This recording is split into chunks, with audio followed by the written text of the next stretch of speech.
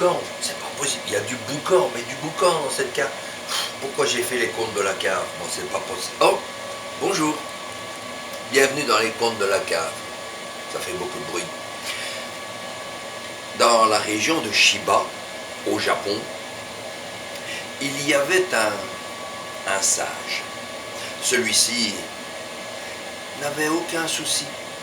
Il vit heureux. D'ailleurs, il est tellement bien. Ah, il fait plus calme.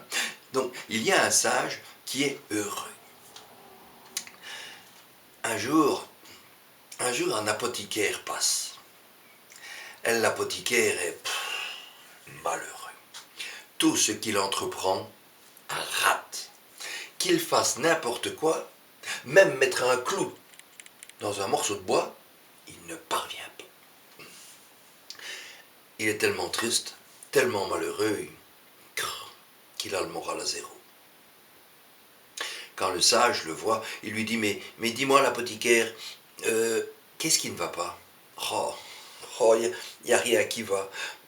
Tout va mal. C'est terrifiant. Est-ce que tu aurais envie, lui dit le sage, d'avoir une journée de beauté, un moment de calme, de bonheur? Ça existe, fait l'apothicaire, bien sûr. Je peux te le montrer d'ailleurs, tu vois, et il lui montre une petite clochette argentée. Et il lui dit, vois-tu cette clochette, elle a la possibilité de te donner le bonheur, la paix intérieure, la joie. Je vais te la confier, mais demain matin, tu me la ramènes, parce qu'autrement, je n'aurai plus ma paix intérieure. Et il lui donne. L'apothicaire rentre chez lui, l'accroche sous le porche de sa maison, et puis un petit vent, cling, cling, cling. Et voilà notre apothicaire heureux. Zen. Comme je dirais Jean-Claude Van Damme, oh oui. Bon, mais c'est pas ça. Et donc, il est bien. Il est tellement bien que cette nuit-là, il dort sous le porche, l'âme en paix. Au matin, il est tellement content qu'il chantonne, qu'il danse autour de cette clochette-là suspendue.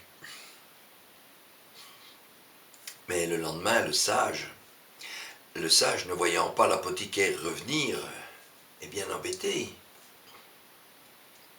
Il m'avait dit qu'il viendrait du matin. Pourquoi n'est-il pas venu? Mais qu'est-ce qui ne va pas?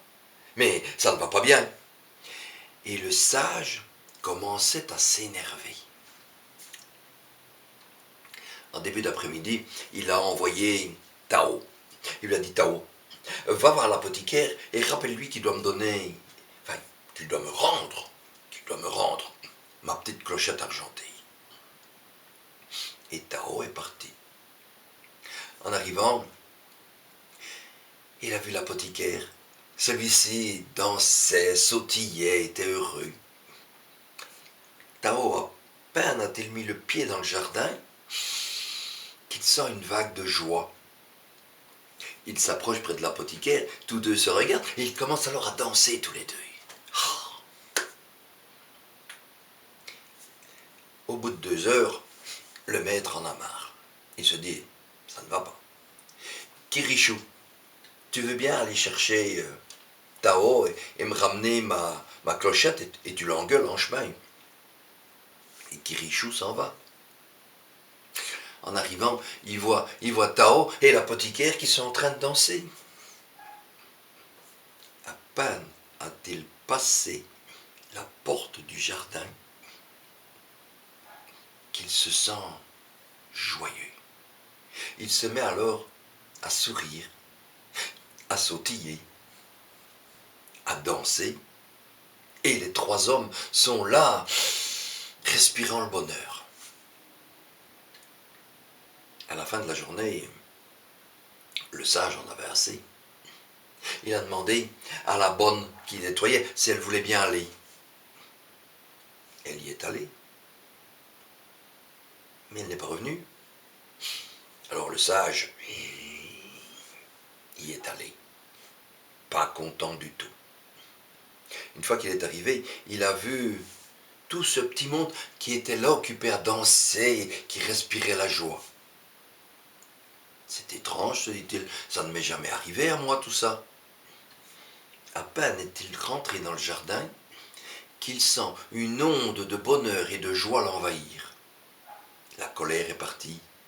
Alors, il se met avec les autres, ils se mettent tous à danser. Tao prend la main du maître et ils sont en train de faire une ronde. Ils se sont amusés, ils se sont régalés, ils ont eu le plaisir, la joie, le bonheur en eux. Et vous allez me dire, et la suite de l'histoire?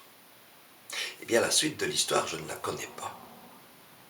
Tout simplement parce que, pour connaître la suite de l'histoire, il faudrait y aller.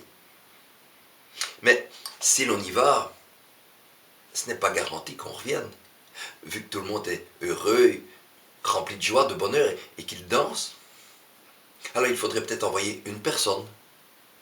Mais cette personne risque de ne pas revenir. On pourra en envoyer 2, ou 3, ou 4. Mais si elles ne reviennent pas, nous serons bien embêtés. Vous savez quoi?